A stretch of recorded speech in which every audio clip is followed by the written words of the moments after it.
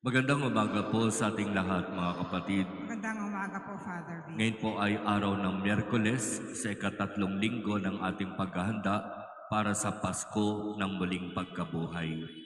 At sa ating pagninilay ngayong umaga, nais ko pong balikan ang narinig natin mula sa unang pagbasa hango sa aklat ng mga Deuteronomio.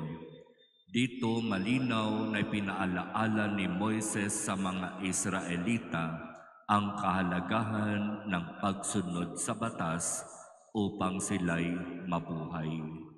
At sa pagpapaalaalang ito ni Moises, alam niya na malamang isang araw ang mga Israelita ay makakalimot at maaaring tumalikod sa Diyos. Kaya bago pa man sila magsimula ulit ng panibagong buhay, pinaalalahanan sila ni Moises.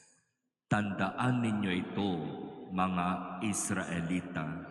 Kung nais ninyong mabuhay, sundin ninyo ang mga batas, ang mga tuntunin na binigay ng Diyos sa atin, sapagkat sa pagsunod sa batas, tayo'y mabubuhay.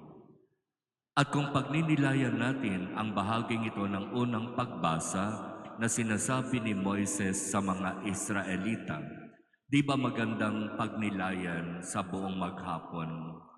Di ba magandang balik-balikan itong sinasabing ito ni Moises? Na tayo rin, ayon sa ating pagka-Kristiyano, ay inaasahan na sumunod sa kautusan ng Diyos. At ang pagsunod sa kautusan ng Diyos ay nangangahulugan ng buhay. Habang ang pagsuway sa kautusan ng Diyos, ang pagtalikod sa Kanya ay mangangahulugan ng kapahamakan at kamatayan.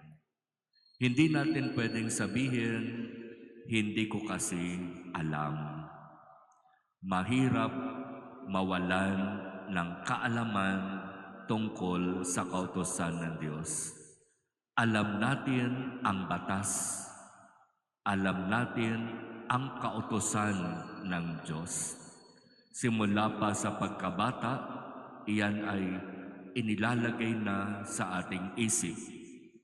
At pamilyar tayo sa batas na yan ng Diyos. Ang problema, winawalang bahala natin ang batas. Mas sinusunod natin ang ating sariling kagustuhan, yung tipong alam ko naman na mali, alam ko naman na hindi dapat, alam ko naman na kasalanan, ginawa ko pa rin. Malinaw na pagwawalang bahala sa batas ng Diyos. At kapag ito ay paulit-ulit nating gagawin at talagang babaliwalain natin ang batas ng Diyos, wala tayong pwedeng sisihin kundi tayo rin, ang ating mga sarili din. Tayo ang nagdesisyon ayon sa ating kalayaan na magpasya na gawin ang isang bagay na kahit alam nating kasalanan, masama at hindi dapat, ginawa pa rin natin. Kaya sa totoo, marami ang napapahamak dahil sa pagwawalang bahala. At maaaring marami ang mapunta doon sa tinatawag na kaparusahang walang hanggan dahil na rin sa pagwawalang bahala sa kautusan ng Diyos. Unawain natin at sundin ang batas ng Diyos kung nais nating magkamit ng buhay na walang hanggan.